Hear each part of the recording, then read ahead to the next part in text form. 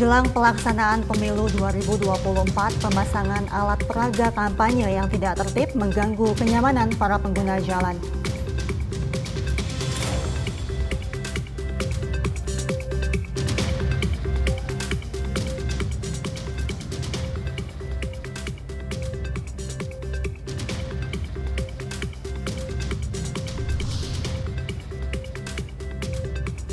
Polres Banteng melakukan kegiatan Kamtibmas ke Pondok Pesantren Tahfizul Quran dan Riyadus Salihin guna ciptakan suasana sejuk jelang pemilu 2024 yang akan datang.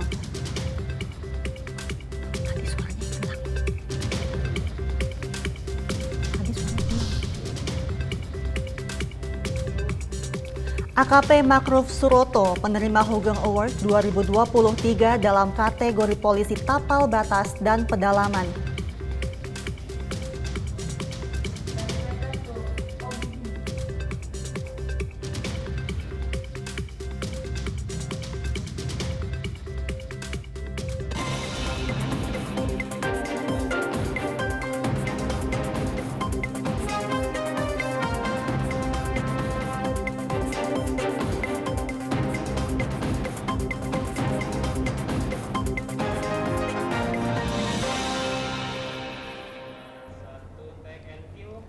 Selamat sore pemirsa, Presisi Utama kembali hadir edisi Jumat 2 Februari 2024. Seperti biasa, selain 3 berita utama tadi, selama 1 jam ke depan kami juga telah menyiapkan sejumlah informasi terkini lainnya. Bersama saya Mentari Detanzil, inilah Presisi Utama selengkapnya.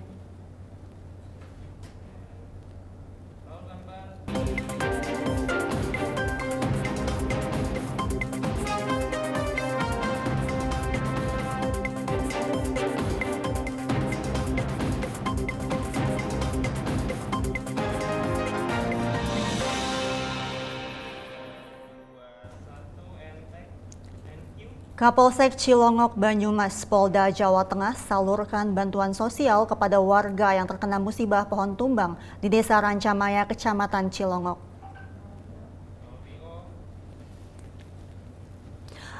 Bantuan sosial ini diberikan kepada Bapak Rojikin, warga Grumbul Karangpundun, Desa Rancamaya, Kecamatan Cilongok, karen menyusul musibah rumah rusak akibat tertimpa pohon tumbang yang terjadi pada Rabu dini hari lalu. Menurut Kapolsek Cilongok AKP Haryanto, kegiatan ini tak luput dari peran semua pihak yang telah bergotong royong dalam membantu warga yang terkena musibah sehingga terjalin sinergitas yang baik antara Polri, pemerintah desa, serta warga masyarakat yang telah bekerja sama sehingga proses evakuasi pohon tumbang ini berjalan lancar.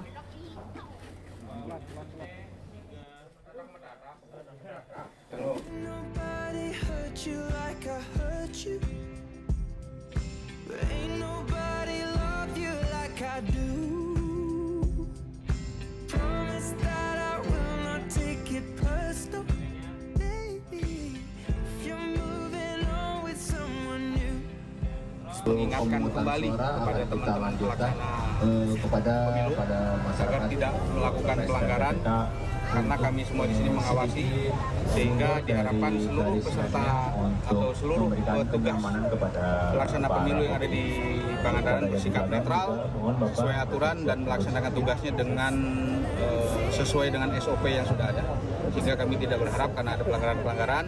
Saya beserta jajaran Kodim sudah sepakat kami akan mengawasi setiap kegiatan, setiap tahapan yang dilaksanakan ke depan, sehingga kami harapkan tidak ada hal-hal yang tidak baik terjadi di Kabupaten Pangandaran. Kepala Badan Pemelihara Keamanan Kabahar Kampolri Komisaris Jenderal Polisi M. Fadil Imran mendatangi Polda Jawa Barat untuk mengecek kesiapan personel polisi yang akan diturunkan untuk mengamankan pemilu 2024.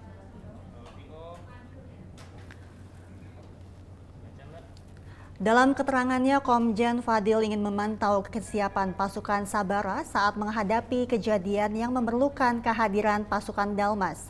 Lebih lanjut, Jenderal Bintang 3 tersebut mengapresiasi kesiapan para personel Polda Jawa Barat untuk melakukan pengamanan pemilu 2024 mendatang. Ia menjelaskan kondisi situasi saat ini berstatus siaga. Namun begitu, Komjen Fadil memastikan wilayah Jawa Barat dalam kondisi relatif kondusif. Situasi ke depan ini siaga, dalam waktu siaga itu supaya lanjutan. Yang ketiga, Jawa Barat ini kan luas, supaya bagaimana sistem backup supaya disimulasikan dengan baik. Ya, tapi sampai hari ini kan relatif terkendali, dan semuanya bisa berjalan lancar sampai tahapan inti, mulai dari itu tenang, coblosan, penghitungan sampai di tingkat KPUD provinsi. Itu kan 1 bulan masa penghitungan sampai dinyatakan final dan itu kira-kira saya tujuannya datang ke sini mengecek. Jelang pelaksanaan pemilu pada 14 Februari mendatang, berbagai persiapan dilakukan baik dari para peserta dan penyelenggara pemilu di Jawa Timur. Begitu pula pihak aparat keamanan baik dari unsur TNI, Polri maupun pemerintah provinsi yang ada di Jawa Timur terus melakukan koordinasi dan konsolidasi lintas sektoral. Dalam rangka pengamanan pemilu, Kodam 5 Brawijaya kali menggelar apel di lapangan upacara Jenderal Ahmad Yani Makodam 5 Brawijaya yang dihadiri oleh jajaran Forum Koordinasi Pimpinan Daerah Jawa Timur dan diikuti oleh lebih kurang dari 18.000 personel TNI dalam apel gelar pengamanan pemilu tahun 2024. Turut hadir dalam kegiatan apel Gubernur Jawa Timur Khofifah Indar Parawansa, Kapolda Jawa Timur Irjen Pol Imam Sugianto, dan segenap pejabat utama Polda Jatim. Kehadiran unsur Forkopimda ini sebagai bentuk komitmen bersama mewujudkan pemilu aman dan damai di Jawa Timur. Apel yang digelar dalam rangka pengamanan pemilu tahun 2024 juga dilaksanakan secara serentak oleh seluruh Kodam di Indonesia serta dipantau secara langsung oleh Panglima TNI melalui video conference. Tentunya kita siapkan untuk TNI dalam rangka kesiapan pemilu, siap untuk menggelar, mendukung, membekaukan personil kepada Polri, khususnya Polda Jawa Timur sebesar 18.287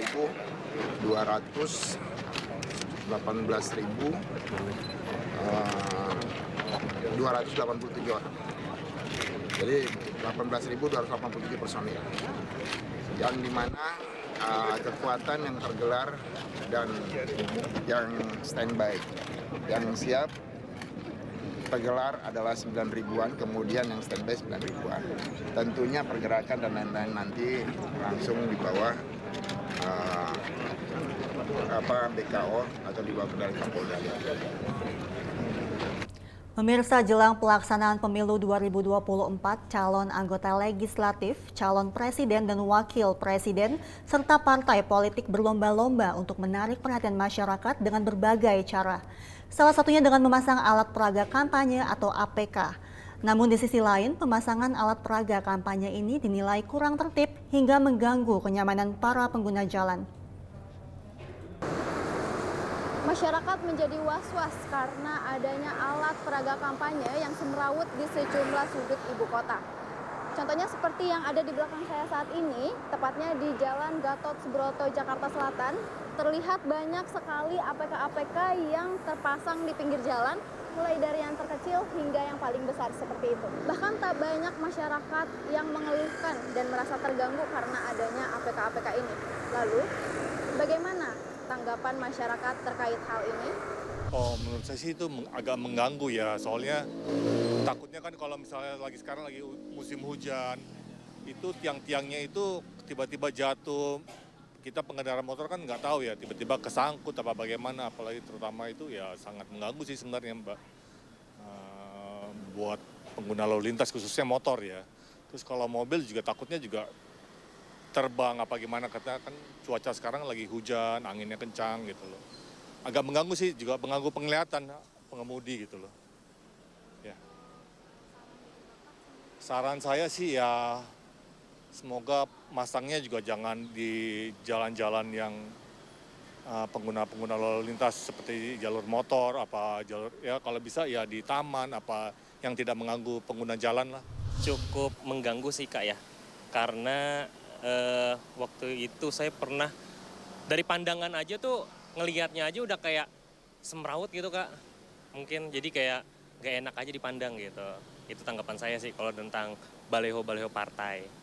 Nah kalau untuk solusinya sih menurut saya harusnya pada partai-partai tersebut kalau mau masang baliho tuh ya gimana ya, yang teratur, jangan semrawut lah. Maksudnya gimana caranya untuk tidak membahayakan para pengendara nih.